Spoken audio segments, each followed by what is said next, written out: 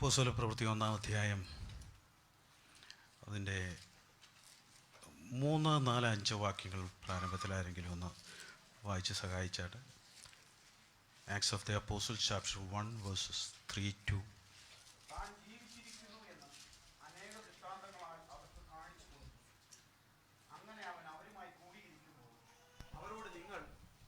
യെരുശലേമിൽ നിന്ന് വാങ്ങിപ്പോകാതെ എന്നോട് കേട്ട പിതാവിന്റെ വാഗ്ദത്തത്തിനായി കാത്തിരിക്കണം.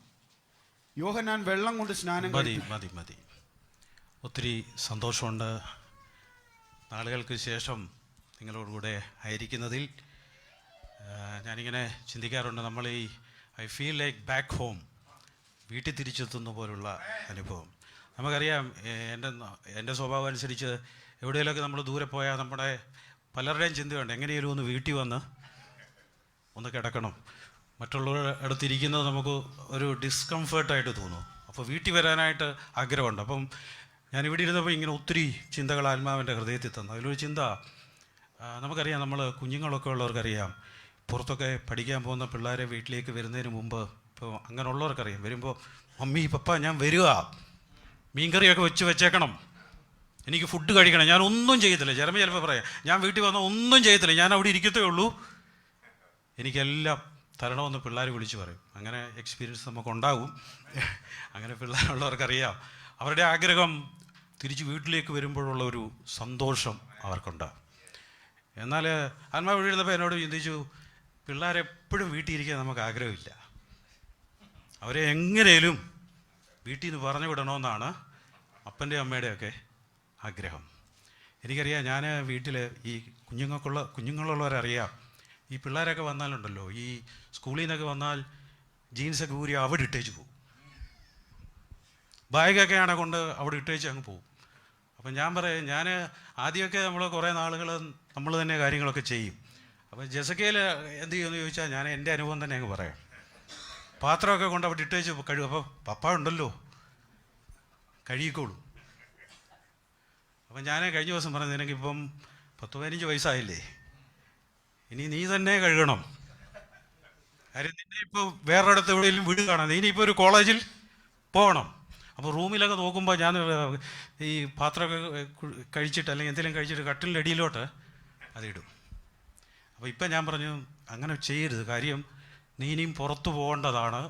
ചിലപ്പോൾ നീ പുറത്ത് പോകുമ്പോൾ ചിലപ്പോൾ നിൻ്റെ കൂടെ ഉള്ളവരോട് നീ താമസിക്കണം. അപ്പോൾ ഞാൻ പറയും, നിൻ്റെ ബാത്റൂം നീ തന്നെ പപ്പ കഴിക്കൂ എന്ന് പറയും. ഞാൻ പറഞ്ഞു, എപ്പോഴും പപ്പ അങ്ങനെ നീ അങ്ങനെ കഴുകുമെന്ന് നീ പ്രതീക്ഷിക്കരുത്. അപ്പം നമ്മൾ എന്ത് ചെയ്തു വെച്ചാൽ, നമ്മുടെ പിള്ളേരെ നമ്മൾ അങ്ങനെ ചെയ്യുന്നവരൊക്കെ എന്ന് ഇവിടെ എനിക്ക് തോന്നുന്നു. അപ്പം പിള്ളേരോടുള്ള സ്നേഹം കൊണ്ട് നമ്മളിങ്ങനെ കഴുകിക്കൊണ്ട് എപ്പോഴും അപ്പനും അമ്മയും ഇങ്ങനെ ഇരിക്കുകയാണെങ്കിൽ പിള്ളേരവിടെ ചെല്ലുന്നത്, നീ എവിടെ നിന്ന് വന്നാ, ഇത് നിൻ്റെ അപ്പനും അമ്മയും നിന്നെ ഇതുവരെ പഠിപ്പിച്ചിട്ടില്ലേ ഇങ്ങനെ പാത്രമൊക്കെ കഴുകാൻ? ഇവിടെ കുഞ്ഞുങ്ങൾ കേൾക്കുന്നവർക്കറിയാം, പ്രായം വരുന്ന കുഞ്ഞുങ്ങൾക്കറിയാം. എന്നാ പറയൂ, നീ ഒന്ന് തൂക്ക്, ഇവിടെയൊക്കെ ഒന്ന് തൂത്തിട് എന്ന് പറയുമ്പോൾ, അപ്പം പിള്ളേരുടെ ഒരു നേച്ചർ എന്ന് പറഞ്ഞാൽ അവർ, അപ്പം ജസക്കയിൽ കഴിഞ്ഞ ദിവസം എന്നോട് പറഞ്ഞു, ഞാൻ പറഞ്ഞു, ഒരു കാര്യം ചെയ്യ്, എനിക്ക് പാത്രമൊക്കെ കഴുകാൻ നല്ലപോലെ അറിയാം, അതിനെക്കുറിച്ച് ഞാനൊന്ന് പറയാം, ഈ പാത്രം കഴുകുന്നതിനെക്കുറിച്ച്. അപ്പോൾ ആദ്യം അങ്ങനെ പറഞ്ഞിട്ട് തുടങ്ങാം. അപ്പം ഞാൻ ഓർക്കുന്നുണ്ട്, ഈ അമേരിക്കയിൽ ചെല്ലുമ്പം ഈ കൂടുതലും ഈ നേഴ്സസ്സാണ് ജോലി കിട്ടിപ്പോകുന്നത്, നമ്മൾ കൂടെ പോവുക. അപ്പോൾ ആദ്യം അവിടെ ചെല്ലുമ്പോൾ നമുക്ക് ആ ആണുങ്ങൾക്ക് ജോലി കിട്ടാൻ ഇച്ചിരി താമസമുണ്ട്. അപ്പോൾ എനിക്കറിയാം, എൻ്റെ കൂടെയുള്ള ഒത്തിരി സുഹൃത്തുക്കളുണ്ട്, അവരൊത്തിരി സ്ട്രഗിൾ ചെയ്യുകയാണേ. അവർ കാത്തലിക്സ് ഫാമിലിയിൽ നിന്നൊക്കെ ഉള്ളവരാ. അപ്പോൾ എന്നോടൊരു ബ്രദർ എന്ന് പറഞ്ഞു, ചേട്ടാ പാത്രം കഴുകി മടുത്തു, പാത്രം കഴുകി മടുത്തു, ചോറ് വെച്ച് മടുത്തു, നല്ല ജോലി കുവൈറ്റിലുണ്ടായിരുന്നു, അത് കളഞ്ഞേച്ച് ഞാൻ അവിടെ പോയതാ. അപ്പം ഞാൻ പറഞ്ഞു, ബ്രദറെ ഒന്നും പേടിക്കണ്ട, ഞാൻ അതിലും പാത്രം കഴുകുന്നുണ്ട്, അതിനേക്കാളും കൂടുതൽ കഞ്ഞി വെക്കുന്നുണ്ട്, കാര്യങ്ങളൊക്കെ ചെയ്യുന്നുണ്ട്. പക്ഷെ ഞാൻ അതിനൊരു എളുപ്പവഴി പറഞ്ഞുതരാമെന്ന് പറഞ്ഞു. ഒരു ട്രിക്ക് പറഞ്ഞുതരാം, അതെങ്ങനെ അത് ചെയ്യണത്. ഇവിടെ ഉള്ള ഒത്തിരി ഉന്മേഷോദരി ചിരിക്കുന്നുണ്ട്, ഞാൻ പറയാം അതെങ്ങനെ അത് ചെയ്യണം. അപ്പം ഞാൻ പറഞ്ഞു, 1916 ജീവിച്ചിരുന്ന ഒരു സെയിൻ്റ് ഉണ്ട്, അദ്ദേഹത്തിൻ്റെ പേര് ബ്രദർ ലോറൻസ് എന്നാണ്. അപ്പോൾ അവർക്ക് വലിയ സന്തോഷം, ചേട്ടാ ഒന്ന് പറ, നമ്മൾ കേൾക്കട്ടെ. ഈ ലോറൻസ് വിശുദ്ധനായൊരു മനുഷ്യനായിരുന്നു. പുള്ളി ഫ്രഞ്ച് ഡിഫൻസ് മിനിസ്ട്രിയിലൊക്കെ ഉണ്ടായിരുന്ന യുദ്ധത്തിന് പോയി, പുള്ളിയുടെ ഒരു കാലിന് പരിക്ക് പറ്റി. അവസാനം പുള്ളി തീരുമാനിച്ചു കർത്താവിന് വേണ്ടി ജീവിക്കാൻ താമസിച്ചു. ഒരു കാല് ഇല്ലായിരുന്നു, അത് കാലിന് പരിക്കൊക്കെ പറ്റി അങ്ങനെ പുള്ളി ഒരു മങ്കായിട്ടൊരു മോണസ്ട്രിയിൽ വർക്ക് ചെയ്യുക. അപ്പോൾ അവിടെ വെച്ച് പുള്ളി എഴുതിയ ഒരു പ്രസിദ്ധമായ പുസ്തകമുണ്ട്, practising the presence of God. ഞാനത് ഒത്തിരി പ്രാവശ്യം വായിച്ചിട്ടുണ്ട്. അമേരിക്കയിൽ ചെന്നപ്പോൾ അത് തുടരെ വായിക്കാനുള്ള ഉത്സാഹം തോന്നി. 2-3 പ്രാവശ്യം വായിച്ചു. നെറ്റിലുണ്ട്, നിങ്ങൾക്ക് അത്യാവശ്യമുള്ളവർക്കൊക്കെ വായിക്കാം. അപ്പോൾ അദ്ദേഹം ആ മോണസ്ട്രിയിൽ പുള്ളി എന്താ ചെയ്യുന്നതെന്ന് ചോദിച്ചാൽ, പുള്ളി അവിടുത്തെ കിച്ചണിലെ ജോലിക്കാരനായിരുന്നു. അപ്പോൾ ഞാൻ പറഞ്ഞു, ബ്രദറെ ശ്രദ്ധിച്ച് കേട്ടോണം. എന്നെ പറഞ്ഞു, ചേട്ടാ പറ, ശ്രദ്ധിച്ച് കേട്ടു. ഞാൻ പറഞ്ഞു, ആ ബ്രദർ പാത്രം കഴിയുമ്പോൾ ഇങ്ങനെ പറയണം, കർത്താവേ ഇതുപോലെ എൻ്റെ ഹൃദയത്തെ കഴുകണമേ. അപ്പോൾ വീട്ടിൽ പാത്രം കഴുകുമ്പോൾ നിങ്ങൾക്ക് ആർക്കും ഇനി ബുദ്ധിമുട്ടുണ്ടാവില്ല പറയാൻ, കർത്താവേ. അപ്പോൾ ഭാര്യയോടും ദേഷ്യമില്ല, പിള്ളേരോടും. അപ്പം നമ്മൾ ശുദ്ധീകരിക്കാനുള്ള ഒരു അവസരമായിട്ട്. അതുപോലെ തന്നെ വെജിറ്റബിളൊക്കെ കട്ട് ചെയ്യുമ്പോൾ, കർത്താവേ ഇതുപോലെ എൻ്റെ ഹൃദയത്തിനൊരു നുറുക്കം തരണമേ. നമ്മൾ എന്ത് ചെയ്താലും നമുക്ക് ദൈവത്തിൻ്റെ സാന്നിധ്യം അനുഭവിക്കാനായിട്ട് കഴിയും. അപ്പോൾ ഞാൻ പറഞ്ഞ ഒരു ട്രിക്ക് സഹോദരന്മാർക്കൊക്കെ പിടികിട്ടല്ലോ. ആരെങ്കിലും വീട്ടിൽ പാത്രം കഴിയുമ്പോൾ അവൾ കഴുകട്ടെന്ന് പറഞ്ഞിട്ടരുത്, അത്രയും കൂടെ ഞാനൊന്ന് ശുദ്ധീകരിക്കപ്പെടട്ടെ, പെട്ടെന്ന് പാത്രം എടുത്ത് കഴുകാൻ. ഞാനിത് പറഞ്ഞത് എന്തിനാണെന്ന് ചോദിച്ചാൽ, നമ്മൾ എക്യുപ്പാകാനായിട്ട് നമ്മളെ കർത്താവ് ചില കാര്യങ്ങൾ ഞാൻ ഓർക്കാണ്. ഇവിടെ നല്ല വർഷിപ്പും ഉത്സാഹവും ഒക്കെ രാജശ്രീ ചിരിക്കുന്നുണ്ടല്ലേ, നോക്ക്. അപ്പം നമുക്ക്, ഞാൻ പറഞ്ഞ അതൊന്ന് ശീലിക്കുകയാണെങ്കിൽ നമുക്ക് എന്ത് ചെയ്താലും ദൈവത്തിൻ്റെ സാന്നിധ്യം നമുക്ക് അനുഭവിക്കാനായിട്ട് കഴിയും. പാത്രം കഴുകുമ്പോൾ അനുഭവിക്കാം, എവിടെയെങ്കിലും പോകുമ്പോൾ അനുഭവിക്കാം, എല്ലായിടത്തും. അപ്പം practising the presence of God. ദൈവ സാന്നിധ്യം അനുഭവിക്കുന്നത് ചർച്ച വരുമ്പോൾ മാത്രമല്ല, പാത്രം കഴുകുമ്പോഴും അനുഭവിക്കാം, വണ്ടി ഓടിക്കുമ്പോഴും അനുഭവിക്കാം, മറ്റുള്ളവരെ കാണുമ്പോഴും അനുഭവിക്കാം. എല്ലാ സമയത്തും നമുക്ക് ദൈവ സാന്നിധ്യം അനുഭവിക്കാനായിട്ട് പറ്റും. അതുകൊണ്ടാണ് ഞാൻ ഈ ട്രിക്ക് പറഞ്ഞത് സഹോദരിമാർക്ക് ഒത്തിരി ഉത്സാഹം തന്നു. കാരണം ഇനിയെങ്കിലും എൻ്റെ സഹോദരന്മാരൊന്നും ശുദ്ധീകരിക്കപ്പെടാം. അങ്ങനെ വേണ്ട, നിങ്ങളും ശുദ്ധീകരിക്കപ്പെടേണ്ടതായിട്ടുണ്ട്. അതുകൊണ്ട് എനിവേ ഞാനിത് പറഞ്ഞത് എനിക്ക് ഒത്തിരി ഉത്സാഹം. ഞാൻ കഴിഞ്ഞ കാലങ്ങളൊക്കെ ഞാൻ ഇവിടെ ഇരുന്നപ്പോൾ ഇങ്ങനെ ഓർത്തു, ഉത്സാഹത്തിൽ കർത്താവിനെ ആരാധിക്കുക, സ്തുതിക്കുക, ദൈവ സാന്നിധ്യം അനുഭവിക്കുക. നിങ്ങൾക്ക് അറിയാമെന്ന് അറിയത്തില്ല, ഇവിടെ ഇതിനു മുമ്പൊരു ഓഫറിംഗ് ബോക്സ് ഉണ്ടായിരുന്നു. ആ ഉത്സാഹവും ഉടനെ കയറി ഞാനത് ഒറ്റയടിക്ക് പൊട്ടിച്ച് കളഞ്ഞത്. അത്രയ്ക്ക് ആവേശം ഉണ്ടായിട്ടുണ്ട്. അതിനുശേഷം ബിനു ബ്രദർ കൊണ്ടുവന്നതാണ്, ഇത് കൊണ്ടു തന്നതാണ്, ഞാൻ ഓർക്കുന്നുണ്ട്. അപ്പം ഉത്സാഹവും അപ്പം പലപ്പോഴും ഞാൻ ചിന്തിച്ചിട്ടുണ്ട്, കർത്താവേ അങ്ങനെയുള്ള ഒരു സാഹചര്യമൊക്കെ നഷ്ടപ്പെട്ടല്ലോ എന്നാൽ കർത്താവ് എന്നോട് പലപ്പോഴും പറയുന്നുണ്ട് ഇങ്ങനെ. ഞാൻ പറയാം, നിങ്ങൾ പലപ്പോഴും ചിന്തിക്കും, അജ്മാനിലെ ആ വർഷിപ്പൊക്കെ നഷ്ടപ്പെട്ടു, കർത്താവേ ഇനി എന്നാ കിട്ടുന്നത്. കർത്താവ് പലപ്പോഴും എന്നോട് സംസാരിച്ചിട്ടുണ്ട്, എല്ലാത്തിനും ഒരു കാലമുണ്ട്, എല്ലാറ്റിനും ഒരു സമയമുണ്ട്. നിങ്ങൾക്ക് ലഭിക്കുന്ന ഈ നല്ല സമയം യൂട്ടിലൈസ് ചെയ്യുക. ഞാൻ പറയാം, ഇതുപോലൊരു സമയം ഇനിയും കിട്ടണമെന്ന് ആഗ്രഹിച്ച് മനസ്സ് വിഷമിച്ചിട്ട് കാര്യമില്ല. കിട്ടുമ്പോൾ നിങ്ങൾ എന്ത് ചെയ്യണമെന്ന് ചോദിച്ചാൽ, ഈ സാന്നിധ്യത്തിൽ വേരൂന്നി വളർന്ന് ഉറച്ച് വചനത്തിൽ ഉറച്ചു നിൽക്കുകയാണെങ്കിൽ ഈ സാഹചര്യമല്ലാത്ത സാഹചര്യത്തിൽ നിങ്ങൾ പോകേണ്ടി വരും. ആരുമില്ലാത്തടത്ത് നിങ്ങൾ പോരേണ്ടി വരും. ഏകനായി പോരേണ്ട വരും. കീബോർഡൊന്നും കാണത്തില്ല, കൈയടിക്കാൻ ആരുമില്ല, എക്കോ ഒന്നും കാണത്തില്ല. പാട്ട് പാടേണ്ടി വരും, പ്രാർത്ഥിക്കേണ്ടി വരും. അന്നേരം പറയും, അയ്യോ അജ്മാനിലേക്ക് തിരിച്ചു പോകണം. അങ്ങനല്ല. ഇവിടെ നിങ്ങൾക്ക് ഈ സാഹചര്യം കിട്ടുമ്പോൾ, ഈ ആരാധനയുടെ സാഹചര്യം കിട്ടുമ്പോൾ, അത് ജസ്റ്റ് അങ്ങ് പാടി അങ്ങ് കളയാതെ ആഴത്തിൽ നിങ്ങളുടെ ജീവിതത്തിൽ വേരൂന്നുന്ന അനുഭവം ഉണ്ടെങ്കിൽ, ഏത് പ്രതികൂലം വന്നാൽ, ഏത് പ്രതിസന്ധി വന്നാലും, ആരും നിങ്ങളുടെ കൂടെ ഇല്ലെങ്കിലും, ആരും നിങ്ങളെ ഉത്സാഹിപ്പിക്കാനില്ലെങ്കിലും, നിങ്ങളുടെ ഉള്ളിൽ ഇവിടുന്ന് വീണ ഒരു വിത്ത് ആഴത്തിൽ നിങ്ങളുടെ ഹൃദയത്തിൽ ഇറങ്ങുകയാണെങ്കിൽ ലോകത്തിൽ ഒരിക്കലും നിങ്ങൾ പ്രാപിച്ചതിനെ നഷ്ടപ്പെടുത്താൻ കഴിയുകയില്ല. എന്നാൽ ഇതൊരു ലാഘവത്തോടെ അങ്ങ് കളഞ്ഞാൽ പിന്നെ പോയി നിരാശപ്പെടേണ്ടി വരും. എന്നാൽ ഒരു കാര്യം ഞാൻ പറയാം, നമ്മുടെ ആത്മീയ ജീവിതത്തിൽ ചില സാഹചര്യങ്ങളിൽ നമ്മളെ ഏകരായിട്ട് വിടുകർത്താം.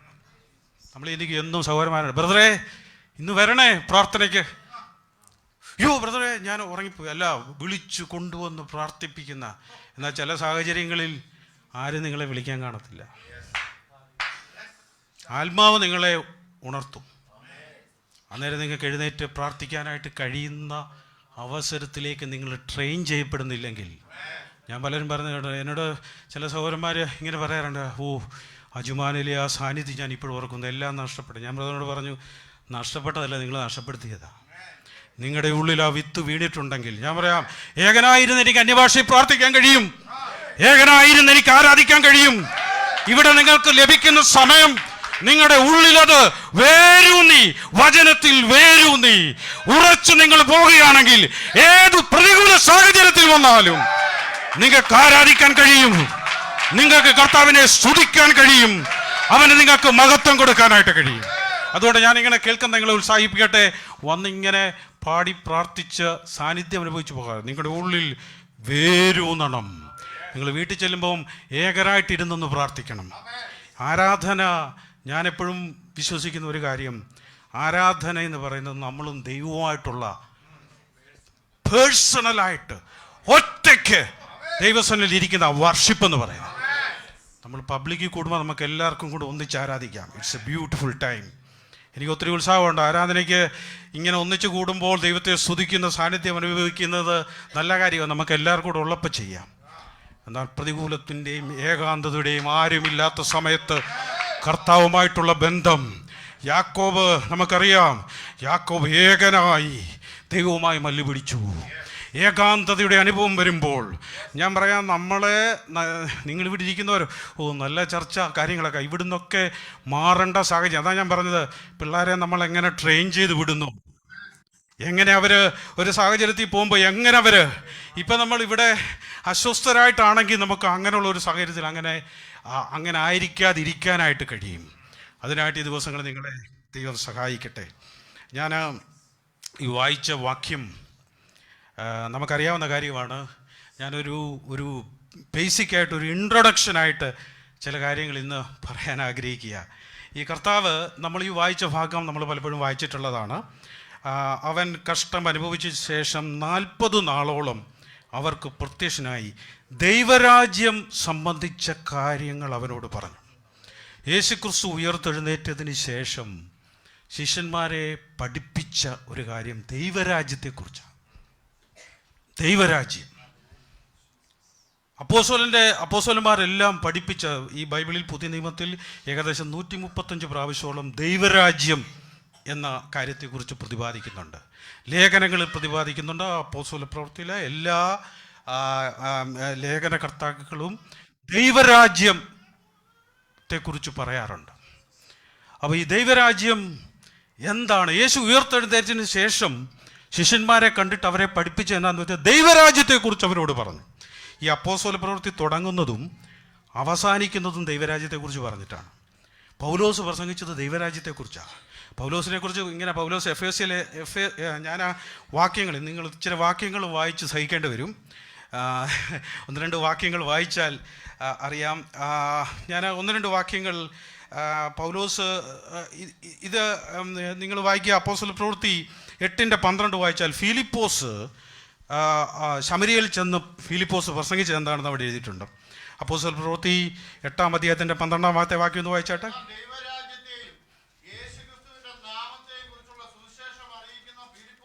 മതി. ഇനി അപ്പോസ്തല പ്രവൃത്തി 10:8 വായിച്ചാട്ടെ.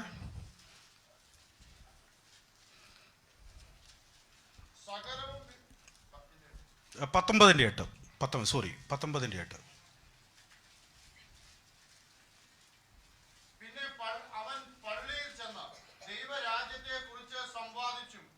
ഇനി മതി. ദൈവരാജ്യത്തെക്കുറിച്ച് സമ്പാദിച്ചു. അപ്പോസ്തല പ്രവൃത്തി 20:25.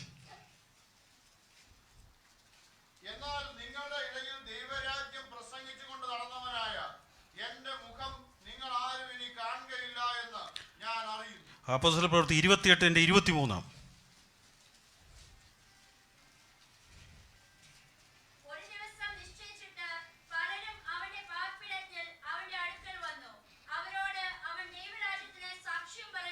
ദൈവരാജ്യത്തിന് സാക്ഷ്യം പറഞ്ഞു. ഇനി അപ്പോസ്തല പ്രവൃത്തി 28:30 അവസാനത്തെ വാക്യം.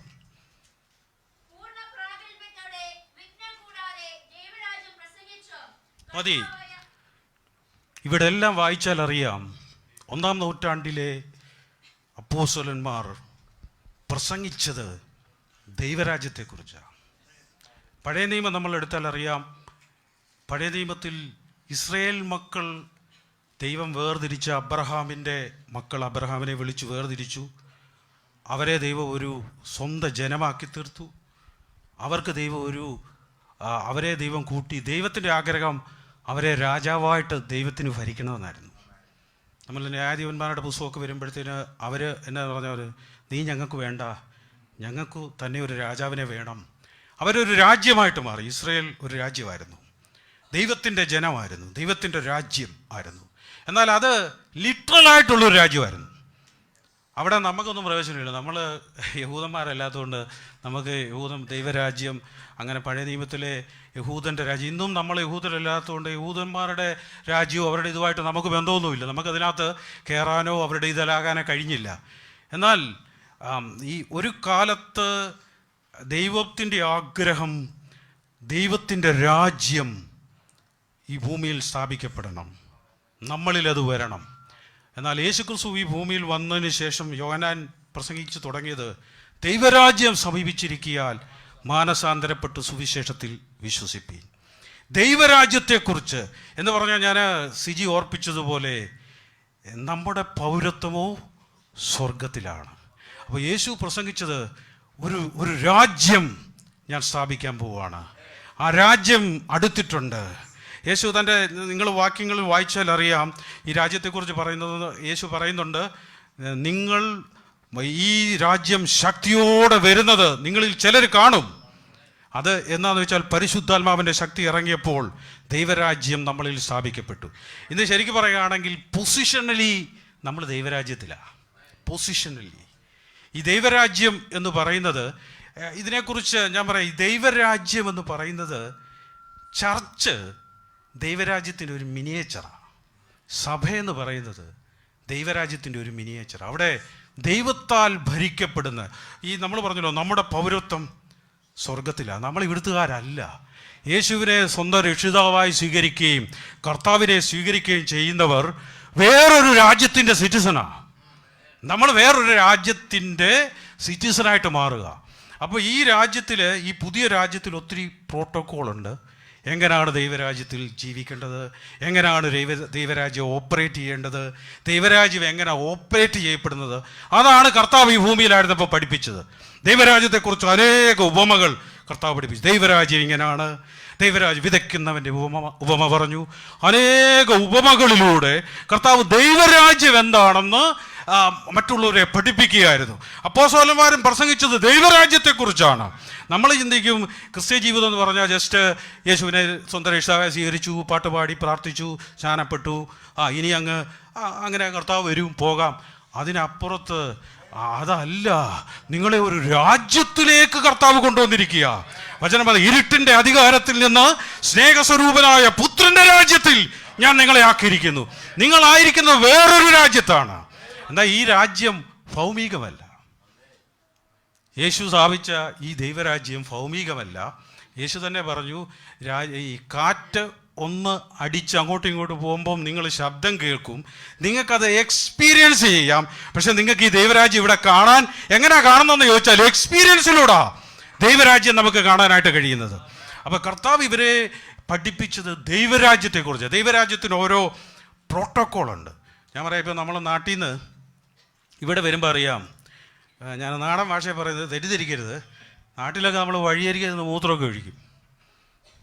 ഇവിടെ വന്ന് മൂത്രം ഒഴിക്കാനൊന്നും അങ്ങനെ പറ്റത്തില്ല. നാട്ടിൽ നമ്മൾ ചെല്ലുമ്പോൾ പറയുമല്ലോ, ആൾക്കാരൊക്കെ ഈ ചവറൊക്കെ എടുത്ത് തുപ്പി അവിടെ എറിഞ്ഞ്, അത് വേറൊരു രാജ്യത്തെ സ്വഭാവമാണ്. അപ്പോൾ നമ്മൾ ഒരു രാജ്യത്ത് നിന്ന് വേറൊരു രാജ്യത്തിട്ട് കയറുമ്പോൾ ഓരോ രാജ്യത്തിനും ഓരോ സ്വഭാവമുണ്ട്. പണ്ട് ഞാനിങ്ങനെ കേട്ടിട്ടുണ്ട്, പണ്ട് റെയ്ഗൺ പ്രസിഡൻ്റ് ആയിരുന്നപ്പോൾ, അമേരിക്കൻ പ്രസിഡന്റ് റെയ്ഗൺ പ്രസിഡൻ്റ് ആയിരിക്കുമ്പോൾ ഒരിക്കൽ പുള്ളി ഇന്ത്യ സന്ദർശിച്ചു. അപ്പോൾ ഇന്ദിരാഗാന്ധിയുടെ വണ്ടിയിൽ ഇങ്ങനെ റെയ്ഗനെ കൊണ്ടുപോകാം. റെയ്ഗൻ ഇങ്ങനെ പോകുന്ന നോക്കുമ്പോൾ വഴിയരികിൽ നിന്ന് എല്ലാവരും മൂത്രം ഒഴിക്കുന്നു. അപ്പോൾ റെയ്ഗൻ ചോദിച്ചു, വാട്ട് ഈസ് ദിസ്, എന്തുവാ ഇങ്ങനെ, നിങ്ങളുടെ രാജ്യത്ത് ഇങ്ങനെയാണോ എന്ന് പറഞ്ഞു. ഇന്ദിരാഗാന്ധിക്ക് ഒന്നും മിണ്ടാൻ പറ്റില്ല. ഇന്ദിരാഗാന്ധി ഇങ്ങനെ മൗനമായിട്ടിരുന്നു. അങ്ങനെ ഇരുന്നപ്പോഴാണ് 2 വർഷം കഴിഞ്ഞപ്പോൾ ഇന്ദിരാഗാന്ധി അമേരിക്കയിൽ വന്നു. അപ്പോൾ ഇന്ദിരാഗാന്ധിയെ കൊണ്ട് ഇങ്ങനെ വണ്ടി പോകുമ്പോൾ നോക്കിയപ്പം ഈ റെയ്ഗൻ തന്നെയാണ് പോകുമ്പോൾ നോക്കിയപ്പോൾ ഒരുത്തൻ അവിടെ നിന്ന് മൂത്രം ഒഴിക്കുന്നു. അപ്പം ഇന്ദിരാഗാന്ധി ചോദിച്ചു എന്തായിരുന്നു, നോക്കിയപ്പോൾ ഒരു ഇന്ത്യക്കാരനായിരുന്നു. അവൻ്റെ രാജ്യത്തിൻ്റെ അവന് ഉണ്ടായിരുന്ന ആ സ്വഭാവം അവന് കളയാനായിട്ട് കഴിഞ്ഞിട്ടില്ല. അപ്പോൾ ഈ ദൈവരാജ്യം, നമ്മൾ ദൈവരാജ്യത്തിലാണ് നമ്മൾ കയറിയിരിക്കുന്നത്. ഇനി നമ്മുടെ ക്യാരക്ടർ ഈ രാജ്യത്തിൻ്റെ ക്യാരക്ടറായിട്ട് മാറണം. ഈ രാജ്യത്തിനൊരു പ്രോട്ടോക്കോളുണ്ട്. അതുകൊണ്ടാണ് പൗലോസ് പറയുന്നത് ഈ രാജ്യത്ത് പക, പിണക്കം, ജഡത്തിൻ്റെ പ്രവൃത്തികളെ കുറിച്ചൊക്കെ പറഞ്ഞിട്ട് പൗലോസ് പറയുന്നുണ്ട്, ജാരശങ്ക, പിണക്കം, തമ്മിൽ തല്ല്, ദ്വന്ദ്വപക്ഷം, വിഗ്രഹാരാധന, വ്യഭിചാരം, ഈ വക പ്രവർത്തിക്കുന്നവരാരും ദൈവരാജ്യത്തിൽ കടക്കത്തില്ല. കാര്യം അത് വേറെ രാജ്യത്തിന്റെ ക്യാരക്ടറാണ്. ഈ ക്യാരക്ടറുള്ളവർക്ക് ദൈവരാജ്യത്തിൽ കടക്കാൻ കഴിയുകയില്ല. മറ്റുള്ളവരുടെ കുറ്റമെല്ലാം പറഞ്ഞ് സഭയിൽ വന്നിരിക്കുമ്പോൾ ദൈവരാജ്യത്തിൽ ഇങ്ങനെയുള്ള കുറ്റമൊന്നും പറയുന്നവർക്ക് പ്രവേശനമില്ല. ദൈവരാജ്യം ദൈവത്താൽ നിയന്ത്രിക്കപ്പെടുന്ന, രാജാവായ യേശുവിനാൽ നിയന്ത്രിക്കപ്പെടുന്ന രാജ്യമാണ് ദൈവരാജ്യം. ദൈവരാജ്യം ഓപ്പറേറ്റ് ചെയ്യുന്നത് പരിശുദ്ധാത്മാവിന്റെ ശക്തിയിലാണ്, ആത്മശക്തിയിലാണ് ദൈവരാജ്യം ഓപ്പറേറ്റ് ചെയ്യപ്പെടുന്നത്. അതുകൊണ്ടാണ് യേശു പറഞ്ഞത്, ഞാൻ ദൈവത്തിന്റെ ശക്തിയാൽ ഈ പിശാചിനെ പുറത്താക്കിയാൽ ദൈവരാജ്യം നിങ്ങളുടെ അടുക്കൽ വന്നു. ദൈവരാജ്യം വ്യാപരിക്കുന്നത് പരിശുദ്ധാത്മാവിന്റെ ശക്തിയാലാണ്. ഇന്ന് എന്നെ കേൾക്കുന്ന പ്രിയപ്പെട്ടവരെ, നമ്മൾ ഈ രാജ്യത്തിൽ ജീവിക്കുമ്പോൾ ഈ രാജ്യം നമ്മളിലൂടെ വെളിപ്പെടുക ചെയ്യുന്നത്. നമ്മളെ കാണുമ്പോൾ വേറെ എവിടുന്നോ വന്നവരായിട്ട് തോന്നും ആൾക്കാർ. ഏലിയൻസിനെയൊക്കെ കണ്ടിട്ടില്ലേ? ഇവർക്കെന്തോ ഒരു വ്യത്യാസമുണ്ടല്ലോ, ഇവരുടെ സ്വഭാവത്തിനൊരു വ്യത്യാസമുണ്ട്. പണ്ടായിരുന്ന ഇവൻ നാക്കെടുത്താൽ തെറിയ പറയുള്ളായിരുന്നു, ഇപ്പം നല്ല വാക്കുകളൊക്കെ പറയുന്നു. അപ്പോൾ ഇവൻ്റെ ജീവിതത്തിലൊരു വ്യത്യാസം, ഇവൻ ദൈവരാജ്യത്തിലേക്ക് കടക്കും. ഞാനിത് പറയുന്നതിനാ, എനിക്ക് ഇത് ഒത്തിരി മണിക്കൂറുകൾ പറഞ്ഞാൽ ഈ ദൈവരാജ്യം, ഞാൻ ഈ കഴിഞ്ഞ ദിവസങ്ങളിൽ, കഴിഞ്ഞ മാസങ്ങളിലൊക്കെ ദൈവത്തിൻ്റെ ആത്മാവ് നിരന്തരമായിട്ട് ദൈവരാജ്യത്തെക്കുറിച്ച് എന്നോട് സംസാരിച്ചുകൊണ്ടിരുന്നു. എന്നാൽ ഞാനിത് പറയാറില്ല എന്ന് പബ്ലിക്. കാര്യം പല കാര്യങ്ങളും എൻ്റെ ജീവിതത്തിൽ പ്രായോഗിക തലത്തിലേക്ക് അത് വരാൻ വേണ്ടി ഞാൻ കാത്തിരുന്നു. ദൈവരാജ്യത്തെക്കുറിച്ച് കർത്താവ് ഇടപെട്ടുകൊണ്ടിരുന്നു ഓരോ ഉപമകളിലൂടെ. ഈ ഉപമകളൊന്നും ഒരു ഉപമയല്ല, അത് ദൈവരാജ്യത്തിൻ്റെ പ്രിൻസിപ്പിള് കർത്താവ് വെളിപ്പെടുത്തുകയായിരുന്നു. കർത്താവ് പറഞ്ഞു, സഭ എന്ന് പറയുന്നത് ദൈവരാജ്യത്തിൻ്റെ ഒരു മിനിയേച്ചറാണ്. അതിൻ്റെ കാരണം എന്താണെന്ന് വെച്ചാൽ, സഭ നിയന്ത്രിക്കപ്പെടുന്നത് പരിശുദ്ധാത്മാവിന്. സഭയുടെ രാജാവ് കർത്താവാണ്. ഇവിടെ മാനുഷികമായ ഒന്നിനും ഇവിടെ ഒരു പ്രസക്തിയുമില്ല. ഇവിടെ ടോട്ടലി നിയന്ത്രിക്കപ്പെടും. ദൈവരാജ്യം അനുഭവിക്കുന്നത് സഭയാണ്. ദൈവരാജ്യത്തിന്റെ മിനിയേച്ചർ സഭയാണ്. ഈ ഭൂമി ദൈവരാജ്യം കാണണമെങ്കിൽ സഭയെ കാണണം. സഭയെ നോക്കുമ്പോൾ അറിയാം ദൈവരാജ്യം ഈ ഭൂമിയിലുണ്ടോയെന്ന് ചോദിച്ചാൽ സഭയിൽ ഇവിടെ നിയന്ത്രിക്കപ്പെടുന്നത് ദൈവത്തിൻ്റെ ആത്മാവിനാലാണ്. അപ്പോൾ ഞാൻ പറയാം, ഇന്ന് ഞാനിത് പറയുന്നത് എന്തിനാന്ന് ചോദിച്ചാൽ, നമ്മളെ വിളിച്ചത് ഈ യേശു ഇങ്ങനെ പറഞ്ഞു. യേശുവിൻ്റെ മെസ്സേജ് തുടങ്ങുന്ന, ഗിരിപ്രഭാഷണം തുടങ്ങുന്നത് ഇങ്ങനെയാണ്: ആത്മാവിൽ ദരിദ്രരായവർ ഭാഗ്യവാന്മാർ, സ്വർഗരാജ്യം അവർക്കുള്ളത്. ഞാൻ പറയാം, ഈ ലോകത്തിൽ ഇപ്പം എന്നെ ഞാൻ പറയാം, നിങ്ങൾക്കുള്ളതെല്ലാം കിട്ടിയെന്ന് വെച്ചു. നിങ്ങൾക്ക് കോടിക്കണക്കിന് രൂപ നിങ്ങളുടെ ബാങ്കിലുണ്ട്, എല്ലാ കാര്യങ്ങളും നിങ്ങൾക്ക് വ്യാകുലതയില്ല. ഈ ലോകത്തിൽ ഒന്നുമില്ലെന്ന് വെച്ചു, എന്നാലും നമ്മുടെ ആത്മാവിന് തൃപ്തി വരത്തില്ല. നിങ്ങളുടെ ആത്മാവിന് തൃപ്തി വരുത്താൻ ഈ ലോകത്തിലെ ഒന്നും കൊണ്ടും കഴിയത്തില്ല. കോടിക്കണക്കിന് രൂപ നിങ്ങളുടെ ബാങ്കിൽ വന്നാലും, നിങ്ങളുടെ മക്കളെല്ലാവരും ഇത് ചെയ്താലും, നിങ്ങൾക്ക് നാളെക്കുറിച്ചൊരു ചിന്തയില്ലെങ്കിലും, വലിയ കൊട്ടാരത്തിൽ ജീവിച്ചാലും, നിങ്ങളുടെ ആത്മാവിൻ്റെ ദാഹം തീർക്കാൻ കഴിയുന്ന ഒന്നേ ഉള്ളൂ. ദൈവരാജ്യത്തിന് മാത്രമേ നിങ്ങളുടെ ആത്മാവിൻ്റെ ദാഹം തീർക്കാൻ കഴിയുകയുള്ളൂ. നമ്മുടെ ആത്മാവിനെ ദാഹം തീർക്കാൻ വേണ്ടി ഫുഡ് ഒത്തിരി കഴിച്ചുകൊണ്ട് നമ്മുടെ ശരീരത്തിന് ഇച്ചിരി സുഖമൊക്കെ തോന്നും, ടേസ്റ്റൊക്കെ തോന്നും. എന്നാൽ നമ്മുടെ ആത്മാവിന് ദാഹം തീർക്കാൻ ആത്മാവിൽ ദരിദ്രരായവർ ഭാഗ്യവാന്മാർ, സ്വർഗരാജ്യം, ഒരു രാജ്യം തന്നെ അവർക്ക് ഓഫർ ചെയ്യുക. നമുക്ക് ദൈവം ഓഫർ ചെയ്യുന്ന ഒരു രാജ്യമാണ്, അല്ലാതെ ചുമ്മാ ഒരു ഇതുപോലുള്ള കാര്യമല്ല തരുന്നത്. ഒരു രാജ്യം തന്നെ കർത്താവ് നമുക്ക് ഓഫർ ചെയ്യുക. തൻ്റെ ശിഷ്യന്മാരോട്, ഞാൻ എല്ലാ വാക്യവും എടുക്കുന്നില്ല, തൻ്റെ ശിഷ്യന്മാരോട് യേശു ഇങ്ങനെ പറഞ്ഞു: ചെറിയ കൂട്ടമേ ഭയപ്പെടേണ്ട, നിങ്ങൾക്ക് ഞാനൊരു രാജ്യം ഒരുക്കിയിരിക്കുന്നു എന്ന് പറഞ്ഞാൽ എൻ്റെ അർത്ഥം, നമ്മൾ ഈ സഭ എന്ന് പറയുന്നത് ദൈവരാജ്യത്തിൻ്റെ ഒരു മിനിയേച്ചറാണ്. നമ്മൾ ദൈവരാജ്യം മറ്റുള്ളവർ കാണേണ്ടത് നമ്മളിലൂടെ. നമ്മൾ ചെല്ലുമ്പോൾ ദൈവരാജ്യം വെളിപ്പെടുകയാണ് ചെയ്യുന്നത്. ഈ ലോകത്ത് മറ്റുള്ളവർ കാണുന്ന ഒരു രാജ്യമല്ല, അതിന് നിയമത്തിനപ്പുറത്ത് വേറൊരു രാജ്യത്തെ പ്രതിനിധീകരിച്ച് വേറൊരു രാജ്യം നമ്മളിലൂടെ വെളിപ്പെടുത്താനാണ് കർത്താവ് നമ്മളെ ഈ ഭൂമിയിലാക്കിയിരിക്കുന്നത്. ഈ ഭൂമിയിൽ നമ്മൾ ആയിരിക്കുന്ന സമയത്ത് ആ രാജ്യത്തിന് വേണ്ടി നമ്മളെ ഒരുക്കുക, പ്രിപ്പയർ ചെയ്യുക. അതുകൊണ്ടാണ് ചില പ്രതികൂലങ്ങൾ ടെസ്റ്റ് ചെയ്യുന്നത് കൊണ്ടാണ് ഈ രാജ്യത്തിൽ തന്നെ ഉള്ളത്. ഞാൻ പറഞ്ഞല്ലോ, വചനത്തിൽ വായിച്ചാൽ ഒത്തിരി ഇടത്തറിയാം ഇന്ന പ്രവർത്തിക്കുന്നവരെ ഈ രാജ്യത്തിൽ പ്രവേശിക്കില്ലെന്ന് പറയുന്നത് നമ്മുടെ ക്യാരക്ടർ ഈ ദൈവരാജ്യത്തിൻ്റെ ക്യാരക്ടറിലേക്ക് വരേണ്ടതായിട്ടുണ്ട്. ഈ ദൈവരാജ്യത്തിന് ഞാൻ ഒടുക്കത്തിൽ നിന്ന് ആരംഭത്തിലേക്ക് വരാം. ഇന്നൊരു കർത്താവ് പറഞ്ഞ ദൈവരാജ്യത്തെക്കുറിച്ചുള്ള ഉപമയെക്കുറിച്ച്, അതിലൂടെ കർത്താവ് എന്താ ആഗ്രഹിക്കുന്നത് നിങ്ങളോട് പറഞ്ഞിട്ട് ഞാനത് എപ്പം സമയം തീർന്ന് അന്നേരം നിർത്തും. പിന്നീട് സമയമുണ്ടെങ്കിൽ ബാക്കി ഉപമകളെക്കുറിച്ച് ഞാൻ പറയാം. നമുക്ക് ഒരു ഭാഗം, ഞാൻ എല്ലാ ഭാഗങ്ങളും എടുക്കുന്നില്ല, ആ ഭാഗം ഒന്ന് നമുക്ക് വായിക്കാം. നമുക്കറിയാവുന്ന ഭാഗമാണ് മത്തായിയുടെ സുവിശേഷം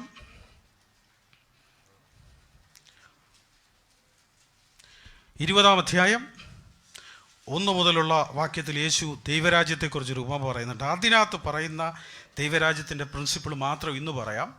പിന്നീട് നിങ്ങൾ അടുത്ത ആഴ്ച വല്ലതും സമയം തരികയാണെങ്കിൽ ബാക്കി പറയാം.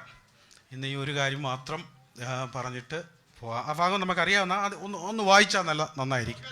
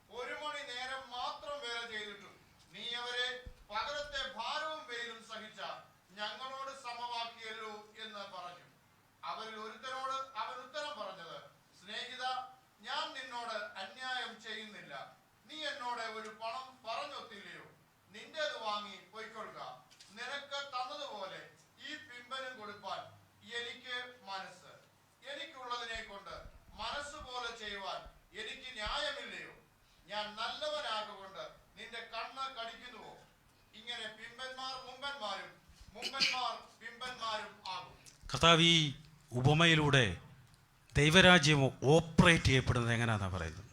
ദൈവരാജ്യം ഓപ്പറേറ്റ് ചെയ്യപ്പെടുന്നത് നമുക്കറിയാം. ഞാൻ പറഞ്ഞല്ലോ, ഓരോ പ്രോട്ടോക്കോളുണ്ട്. കർത്താവ് പറയുകയാണ്, ദൈവരാജ്യം അതിരാവിലെ ചെന്ന് ജോലിക്കാരെ വിളിക്കുന്ന, ഒരു വേലക്കാരെ വിളിച്ചാക്കുന്ന വീട്ടുടയവനോട് സദൃശ്യമാണ് ദൈവരാജ്യം. ദൈവരാജ്യം ഓപ്പറേറ്റ് ചെയ്യപ്പെടുന്നത് എങ്ങനെയാണെന്ന് ഇവിടെ പറയുന്നത്. നമുക്കറിയാം, ഈ ഭാഗം വായിച്ചാൽ ഞാനൊന്ന് ജസ്റ്റ് എക്സ്പ്ലെയിൻ ചെയ്യാം. ഒന്നാമത് കർത്താവ് പോയി കണ്ടവർ അതിരാവിലെ ചെന്നപ്പോൾ 6 മണിക്ക് ചെന്നപ്പം കുറേ ആൾക്കാർ നിൽക്കുന്നു. കർത്താവ് അവരെ കണ്ടു, അവരോട് പറഞ്ഞപ്പം അവരുമായിട്ട് ഒത്തു. അവർ നല്ല സ്കില്ലുള്ളവരാണ്, അവർക്ക് കാര്യങ്ങളൊക്കെ അറിയാം, ജോലി ചെയ്യാൻ അറിയാം, എക്സ്പീരിയൻസ് ഉണ്ട്, ഇതിനു മുമ്പ് ജോലിയൊക്കെ ചെയ്തിട്ടുള്ളവരാണ്, അവർക്ക് ഡിമാൻഡും ഉണ്ട്.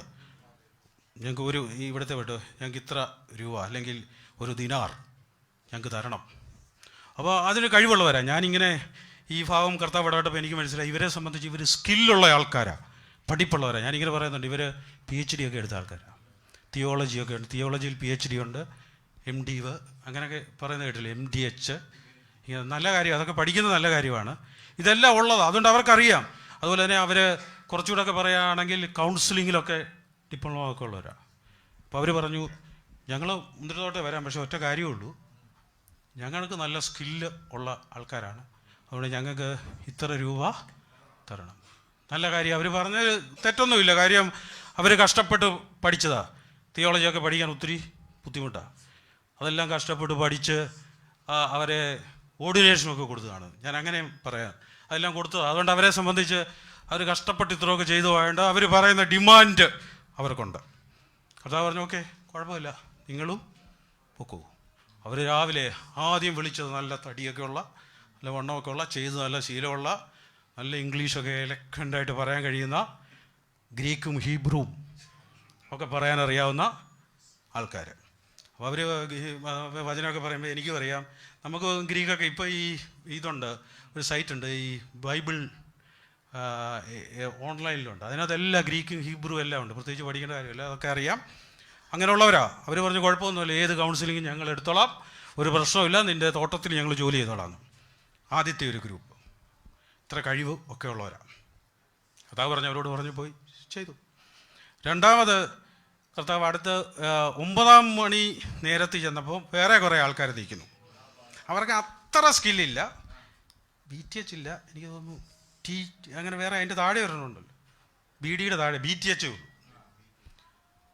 അവരെ കാര്യമെന്ന് പറഞ്ഞാൽ ആദ്യം വന്നപ്പോൾ നല്ല സ്കില്ലുള്ള ആൾക്കാരെയാണ് വിളിച്ചത്. അവർക്ക് BTH ഉണ്ട്, അവർക്കും കാര്യങ്ങളൊക്കെ അറിയാം. അവരോട് പറയുന്നത് ഇങ്ങനെയാണ്, അതിൻ്റെ വാക്യം വായിച്ചാൽ അറിയാം. ചില ചന്തയിൽ നിൽക്കുന്നത് കണ്ടു, നിങ്ങൾ മുന്തിരിത്തോട് ന്യായമായത് തരാം. അവരോട് പറഞ്ഞാൽ നിങ്ങൾക്ക്, എനിക്കറിയാം നിങ്ങൾ ഇത്രയും കഷ്ടപ്പെട്ട് BTH വരെയും പഠിച്ചതാണല്ലോ, മറ്റുള്ളവർക്ക് 9, അവർക്ക് പ്രത്യേകിച്ച് ഡിമാൻഡില്ല. ഞങ്ങൾ ഈ സഭയിലൊക്കെ നിങ്ങൾ പഠിച്ചതാ, എന്തെങ്കിലും ഞങ്ങൾക്ക് തന്നാൽ ഞങ്ങൾ ശുശ്രൂഷിക്കാം. ഏതാ ന്യായമായത്? അവർക്കൊരു ഡിമാൻഡുണ്ട് കേട്ടോ. കർത്താവ് പറഞ്ഞു, അവർ കൂടുതലൊന്നും ചോദിച്ചില്ല. ഞാൻ ഈ സഭയെ ശുശ്രൂഷിക്കുന്നതുകൊണ്ട് മാസം 5000 രൂപ വെച്ച് വേണ്ട, നിങ്ങൾ സഭയിലുള്ള സ്വത്രാഴ്ചയിൽ നിങ്ങൾക്ക് ഇഷ്ടമുള്ളതൊക്കെ പോലെ തന്നാൽ മതി, ഞാൻ ചെയ്തോളാം. അവർക്കും സ്കില്ലുണ്ട്, അവർക്കും കാര്യങ്ങളൊക്കെ പറയാനും. ഹീബ്രു അറിയത്തില്ലെങ്കിലും എനിക്കൊന്ന് ഗ്രീക്ക് അറിയാമായിരിക്കും. അങ്ങനെയുള്ള ആൾക്കാരാണ്. അവരോടും പറഞ്ഞു കുഴപ്പമില്ല, നിങ്ങളും പൊക്കോളാൻ പറഞ്ഞു. അത് കഴിഞ്ഞ് പിന്നെ അടുത്ത അവരോട് പറഞ്ഞു 6 മണി നേരത്തും 9 മണി നേരത്ത് ചെന്നപ്പോൾ ഇതുപോലുള്ള ഈ BTH പഠിച്ചവരവിടെ ഉണ്ട്. 9 മണി അവരും പറഞ്ഞു, അവർക്കും വലിയ കുഴപ്പമൊന്നുമില്ല. അവരോടും പറഞ്ഞു ഒരു കാര്യം ചെയ്യ്, നിങ്ങൾ മെനക്കെട്ട് നിൽക്കുന്ന എങ്ങനെ പറയാം, മുന്തിരിത്തോട്ടത്തിൽ പോയി ന്യായമായത് ഞാൻ തരാം. അവരോടും പറഞ്ഞു, അവരും കഴിവുള്ളവരാ, അത്ര സ്കില്ലിലേലും BTH വരെ എടുത്തവരാണ്. ആദ്യം പറഞ്ഞ പോലെ ഡോക്ടറേറ്റ് ഇല്ല, doctor so and so reverend ഒന്നുമില്ല, പക്ഷേ അതിലുള്ള. അവരോടും പറഞ്ഞു, അവരും പറഞ്ഞു പോകാമെന്ന് പറഞ്ഞു. അങ്ങനെ 11 മണി നേരത്ത് ചെന്നപ്പോൾ കുറച്ച് പേര് അവിടെ നിൽക്കുന്നു. അവരോട് ചോദിച്ചു, നിങ്ങളിങ്ങനെ മെനക്കെട്ട് നിൽക്കുന്നത്? പറഞ്ഞു, സ്കില്ലൊന്നുമില്ല, ആരോഗ്യമില്ല, ശരിക്കും ഇംഗ്ലീഷ് പറയാൻ അറിയത്തില്ല, മലയാളം തന്നെ കഷ്ടിച്ചാണ് പറയുന്നത്, ആരും വിളിക്കുന്നില്ല, ഒരു ശുശ്രൂഷയില്ല, ഒരു മൈൻഡും ഇല്ലാതെ കുറേ പേരവിടെ ഇരിക്കുന്നു. അവരെ കണ്ടാൽ ഇപ്പം ഞാനാണ് പോകുന്നതെങ്കിൽ ഞാനും നല്ല സ്കില്ലുള്ളവരെ ആദ്യം ലോകപരമായിട്ട് നമ്മളിപ്പോൾ ഞാനിപ്പോൾ ഒരു കമ്പനിയിൽ ജോലി ചെയ്യുകയാണെങ്കിൽ, കമ്പനി റിക്രൂട്ട് ചെയ്യുകയാണെങ്കിൽ നല്ല കഴിവുള്ളവരെ നമ്മൾ ആദ്യം എടുക്കത്തുള്ളൂ. ഡിഗ്രി ഉള്ളവരെയും എക്സ്പീരിയൻസ് ഉള്ളവരെയും അതുപോലെ നല്ല MBA ഒക്കെ ഉള്ളവർ, എന്നെപ്പോലെ 10ാം ക്ലാസ് പാസ്സായവരെ എടുക്കത്തില്ല. ഞാനത് അങ്ങ് പറഞ്ഞ അങ്ങനെയുള്ളവരെ എടുക്കത്തുള്ളൂ, നല്ല ഡിഗ്രിയൊക്കെ ഉള്ളവരെ എടുക്കത്തുള്ളൂ. അപ്പോൾ കർത്താവ് ഈ 11 മണി നേരത്ത് ചെന്നപ്പം കുറേ പേരിങ്ങനെ ഇരിക്കുന്നു. ഞാൻ കണ്ട വലിയ ആരോഗ്യമൊന്നുമില്ല, അവർക്ക് തൂമ്പാടുത്ത് കളിക്കാൻ പോലും ആരോഗ്യമില്ല, ഇങ്ങനെ അവസരമായിട്ട് നിൽക്കുക. കർത്താവ് പറഞ്ഞൊരു കാര്യം ചെയ്യും, ഒരു ഡിമാൻഡും ഇല്ല അവരോട്, അവർക്കും ഒന്നും വേണ്ട, അവർക്ക് എങ്ങനെയാലും എവിടെയെങ്കിലും ഒന്ന് പോയി. കർത്താവ് പറഞ്ഞു നിങ്ങളും പോയി. ഇപ്പോൾ അവരോടൊന്നും ന്യായമായത് തരാമെന്നും പറഞ്ഞില്ല, ഒന്നും തരാമെന്ന് പറഞ്ഞില്ല, നിങ്ങൾ എൻ്റെ തോട്ടത്തിൽ പോയി ജോലി ചെയ്യാം. അവരും പോയി അവരെ ആകെ 1 മണിക്കൂറെങ്ങാണ്ടേ, അതിനുള്ള ആരോഗ്യം പോലും ഇല്ല. അപ്പം ഞാനീ പറഞ്ഞ ദൈവരാജ്യം ഓപ്പറേറ്റ് ചെയ്യപ്പെടുന്നത് എങ്ങനെയാണെന്ന് ഈ പറയുന്നത്. കർത്താവ് നമ്മൾ ഈ ദൈവരാജ്യത്തെക്കുറിച്ച് കർത്താവും ശിഷ്യന്മാരും പഠിപ്പിച്ച ദൈവരാജ്യം എങ്ങനെയാണെന്നും ദൈവരാജ്യം എങ്ങനെ ഓപ്പറേറ്റ് ചെയ്യപ്പെടുന്നെന്നുമാണ് കർത്താവ് പഠിപ്പിച്ചത്. യേശു ഉയർത്തെഴുന്നതിന് ശേഷം 40 ദിവസം ദൈവരാജ്യത്തെക്കുറിച്ച് അവരെ പഠിപ്പിച്ചു. ദൈവരാജ്യം എങ്ങനെ ഓപ്പറേറ്റ് ചെയ്യുന്നതിനെ കുറിച്ച് പഠിപ്പിച്ചു. അതിനുശേഷം കർത്താവ് പറഞ്ഞ ദൈവരാജ്യം പറഞ്ഞിട്ടാണ് പറഞ്ഞത്, ഒരു കാര്യം ചെയ്യണം, ഈ ദൈവരാജ്യം നിങ്ങളിൽ ഓപ്പറേറ്റ് ചെയ്യപ്പെടണമെങ്കിൽ ശക്തി നിങ്ങളുടെ മേൽ വരണം. നെക്സ്റ്റ് തിങ് ഇതാ, ഈ ദൈവരാജ്യത്തിൽ ഓപ്പറേറ്റ് ചെയ്യപ്പെടണമെങ്കിൽ കാത്തിരിക്കണം. പരിശുദ്ധാത്മാവ് നിങ്ങളുടെ മേൽ വരുമ്പോൾ ദൈവരാജ്യത്തിൽ നിങ്ങൾ ഓപ്പറേറ്റ് ചെയ്യപ്പെടും. അപ്പോൾ ഈ 11-ാം മണി നേരത്ത് വന്നവരെന്തെന്ന് ചോദിച്ചാൽ, ഒന്നുമില്ല, ആർക്കും വേണ്ട, വലിയ സ്കില്ലൊന്നുമില്ല, ഒന്നുമില്ലാത്ത അവരോട് പറഞ്ഞു പോയി. അവരും പോയി. വൈകുന്നേരം ആയപ്പം യജമാനൻ വിളിച്ചു. അപ്പം ഡിഗ്രി ഉള്ളവരും MDUകാരും എല്ലാവരും വന്നു. അപ്പം നമ്മളാണെങ്കിൽ ഏറ്റവും എക്സ്പീരിയൻസ് ഉള്ളവരെ ആദ്യം വിളിക്കുകയുള്ളൂ. ഇപ്പോൾ നമ്മളിപ്പോൾ ഈ കമ്പനിയിലൊക്കെ വലിയൊരു ഇതിപ്പോൾ ഞാൻ അമേരിക്കയിൽ പോകുന്ന നേരത്ത് 24 വർഷം ഇവിടെ ജോലി ചെയ്ത ആൾക്ക് പ്രത്യേക മെഡലും കാര്യങ്ങളൊക്കെ കൊടുക്കുന്നു. അപ്പം ഏതെങ്കിലും ഒരു പ്രോഗ്രാം നടത്തിയാലും നമ്മൾ കമ്പനിയിൽ ഏറ്റവും കാലം പഴക്കമുള്ളവരെയാണ് നമ്മൾ എന്ത് ചെയ്യുന്നത്, ഓണർ ചെയ്യുന്നത്. ഒരു വർഷം മുമ്പ് വന്നതിന് ആരെങ്കിലും ഇതുവല്ലതും കൊടുക്കുമോ? ഇല്ല. മാനുഷികമായിട്ട് നമ്മൾ ചിന്തിക്കുമ്പം ഉണ്ട് അവന്. അപ്പം കർത്താവ് പറഞ്ഞു, അവസാനം വന്നവനെ ആദ്യം വിളിക്കാൻ പറഞ്ഞു. ദൈവരാജ്യത്തിന് ഡിഗ്രിയോ ഇതൊന്നും ഒരു വിഷയമല്ല. ദൈവരാജ്യം ഓപ്പറേറ്റ് ചെയ്യപ്പെടുന്നത് രാജാവിൻ്റെ കരുണയിലാണ്, സ്നേഹത്തിലാണ്, ദയയിലാണ്.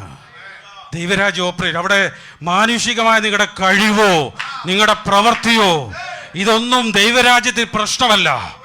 ദൈവരാജ്യം ഓപ്പറേറ്റ് ചെയ്യപ്പെടുന്നത് രാജാവ് നിങ്ങളോട് കാണിക്കുന്ന കരുണയാണ്. രാജാവിന് നിങ്ങളോടുള്ള കരുണയാണ് ദൈവരാജ്യം ഓപ്പറേറ്റ് ചെയ്യപ്പെടുന്നത്. നാമത്തിൽ ഞാൻ നിങ്ങളോട് പറയാം, ഈ ദൈവരാജ്യത്തിൻ്റെ സത്യങ്ങളെ രാജാവിന് അവരോട് തോന്നാം. അപ്പോൾ രാജാവ് അവരെ വിളിച്ചു. ഒന്നാമത് വന്നവർ പറഞ്ഞു, അവർ ആദ്യം അവസാനം വന്നവർ വിളിച്ചു, അവർക്ക് 1 വെള്ളിക്കാശ് കൊടുത്തു. അപ്പം മറ്റവർ ചോദിച്ചേടാ, ഈ വന്നവന്മാർക്ക് 1 കൊടുത്തുള്ളൂ, എങ്ങനെ പോയാലും ഒരു 10 ഞങ്ങൾക്ക് കിട്ടും. കാര്യം ഇവന്മാരിപ്പോൾ ഒന്നും അറിയാൻ വയ്യാതെ, അത് അവർ ജോലി പോലും ചെയ്തോന്നറിയത്തില്ല. അവസാനം വന്നവർക്ക് 1. ഇവർ എന്ത് ചെയ്യണ്ട, ഇവന്മാർ വലിയ കാര്യത്തിൽ ഇങ്ങനെ ടൈയും സൂട്ടും ഒക്കെ ആയിട്ട് നമ്മൾ കണ്ടില്ലേ, ഇങ്ങനെ ലൈനിലൈൻ തലേ തൊപ്പിയൊക്കെ വെച്ച് ഇങ്ങനെ ഈ ഗ്രാജുവേഷന് പോകുന്ന പോലെ ചെന്നപ്പോൾ അവനും കിട്ടി 1, പിന്നെ വന്നവനും 1. അപ്പോൾ അവർ പറയുന്ന ന്യായമല്ലേ, ഞങ്ങൾ ഈ രാവിലെ പോലെ വെയിലും കൊണ്ട് ഇവിടെ കടന്ന് കട്ടയടിച്ച് ഇതും ചെയ്തേച്ച് അവനും 1 ഞങ്ങൾക്ക് 1. ഇതെന്താ പരിപാടിയാ? ലോകത്തിലേലും ആരും ചെയ്യാത്ത കാര്യമല്ലേ. ഞാൻ മനുഷ്യമായിട്ട് ഇതിപ്പോൾ എനിക്ക് തോന്നി, ഞങ്ങൾ രാവിലെ മുതൽ ഇവിടെ കിടന്ന് ഇത്രയും പഠിച്ച് കഷ്ടപ്പെട്ട് പഠിച്ച് ഇത് ഡിഗ്രി എടുത്ത് MD എടുത്തു BTH ഡോക്ടറേറ്റും ഒക്കെ എടുത്തേച്ച് ഒന്നും അറിയാതെ വചനം അറിയാതെ ഇതുപോലെ ഇങ്ങനെ ഇരുന്ന് ഒരു അവർക്കും അതുപോലെ. ഇത് ശരിയല്ല, ഇത് അനീതിയാണ്, ഇത് അനീതിയാണ്, ഇത് അനീതിയാണ്. കർത്താവ് പറഞ്ഞു ഇത്, കർത്താവ് അവരോട് പറഞ്ഞു, സീതാ, നിന്നോട് നീ ചോദിച്ചതനുസരിച്ചാണ് നിന്നോട് ഞാൻ ഡീൽ ചെയ്ത്. നീ പറഞ്ഞു എനിക്ക് ഇത്ര വേണം, ഞാനത് നിന്നോട് എഗ്രി ചെയ്തു, നിനക്ക് കിട്ടിയ വാങ്ങിച്ചുകൊണ്ട് നീ നിൻ്റെ പാട്ടിന് പോവാം. ഞാൻ കരുണയുള്ളവനായോണ്ട് ഞാൻ ആർക്ക് കൊടുക്കണം എന്ത് കൊടുക്കണമെന്ന് ഞാനാ തീരുമാനിക്കും. ദൈവരാജ്യം ഓപ്പറേറ്റ് ചെയ്യുന്നത് കരുണയിലാണ്, സ്നേഹത്തിലാണ്. ഹല്ലേലൂയ. നീ അവസാനം വന്നവനാണെങ്കിലും ഉണ്ടല്ലോ, ദൈവം നിന്നെ കാണുന്നത് നിന്റെ ഡിഗ്രി ഒന്നുമല്ല. ഞാനിങ്ങനെ പറയാറുണ്ട്, ഈ അവസാനം വന്ന് ഒരു വെള്ളിക്കാശ് വാങ്ങിച്ചവനോട് ചോദിച്ചാൽ പറയും, നിനക്ക് എങ്ങനെ കിട്ടി? എനിക്കൊന്നും പറയാനില്ല, യജമാനൻ്റെ കരുണ, ഞാനൊന്നും ചെയ്തതല്ല. ആരും ഇല്ലാതിരുന്നപ്പോൾ എന്നെ അവൻ വിളിച്ചുകൊണ്ട് അവിടോട്ട് വരാൻ പറഞ്ഞു, ഞാൻ പോയതേ ഉള്ളൂ. നമുക്ക് തന്നതെല്ലാം കർത്താവിൻ്റെ കരുണയാണ്, കർത്താവിൻ്റെ സ്നേഹമാണ്. ദൈവരാജ്യം ഓപ്പറേറ്റ് ചെയ്യപ്പെടുന്നത് അങ്ങനെ. സഭ ദൈവരാജ്യത്തിൻ്റെ ഒരു മിനിയേച്ചറാണ്. സഭയിൽ ഓപ്പറേറ്റ് ചെയ്യപ്പെടുന്നത് ഇങ്ങനെ, ദൈവത്തിൻ്റെ കരുണയാണ്. ഇവിടെ കഴിവിനൊരു പ്രസക്തിയില്ല, പഠിത്തത്തിനൊരു പ്രസക്തിയില്ല, നിന്റെ കളറിനൊരു പ്രസക്തിയില്ല, സൗന്ദര്യത്തിനൊരു പ്രസക്തിയില്ല. നമുക്കിവിടെ ഒന്നിച്ച് പറയാൻ കഴിയും, കരുണയാ കർത്താവേ, എനിക്ക് ഈ കിട്ടിയത് കരുണയാ. I don't deserve it. എനിക്കിത് സ്വീകരിക്കാൻ ഞാൻ യോഗ്യനല്ല. നിന്നെ കേൾക്കുന്ന പ്രിയപ്പെട്ടവരെ, നിങ്ങളുടെ ജീവിതത്തിൽ എന്തെങ്കിലും കർത്താവ് തന്നിട്ടുണ്ടെങ്കിൽ കർത്താവിൻ്റെ കരുണയാണ്. You don't deserve it. നിങ്ങളതിന് യോഗ്യരല്ല. അതുകൊണ്ടാണ് വെളിപ്പാട് പുസ്തകത്തിൽ നമ്മൾ വായിക്കുന്നത്, കിരീടങ്ങൾ പോലും അവർ വലിച്ചെറിയുക, അവർക്ക് ലഭിച്ച കിരീടം പോലും അവർ കളയുക. കർത്താവേ, ഞങ്ങൾക്കിത് വേണ്ട, നീയാണ് യോഗ്യൻ, നീയാണ് ഇതിന് യോഗ്യൻ, ഞങ്ങൾക്ക് കിരീടം വേണ്ട. ശാരാ